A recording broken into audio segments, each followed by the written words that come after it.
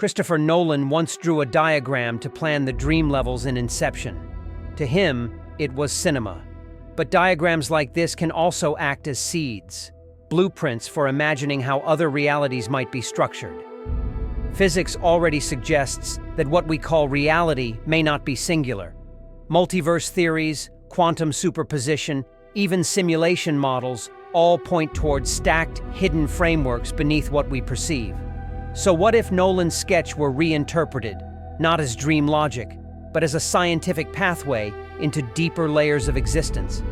The first descent would lead us into the veil layer, the thin margin where perception and physics blur. Quantum mechanics already shows us that particles exist in overlapping states until observed. In this layer, reality itself feels undecided. Streets change, voices repeat, not because of imagination, but because probability hasn't yet collapsed into certainty. Below it lies the fracture layer. Here, time stops behaving linearly. Some physicists already argue that time may be emergent, not fundamental. In this layer, events stack out of sequence, past and future jostling to occupy the same moment. It resembles reports from near-death experiences, where minutes stretch into eternities and cause no longer matches effect. Deeper still is the reflective layer. Think of the many worlds interpretation of quantum physics.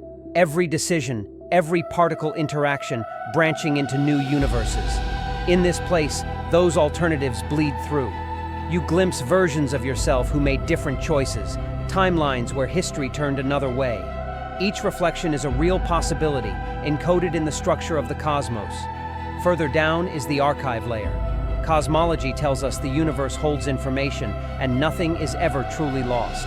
Black holes store it. Space itself records it. In this layer, that information manifests as living memory, not metaphor, but data. You touch it and experience lives that were not yours, because the universe remembers everything that has ever been. And at the very bottom, the zero layer, a vast expanse without time or matter, where the equations that govern existence dissolve. Some physicists call it the quantum vacuum. Others describe it as the simulation's code. Here, there are no objects, no moments, no self, only the raw potential for reality itself. Step too far, and you become indistinguishable from it. From a filmmaker's sketch, we arrive at a speculative model of reality itself.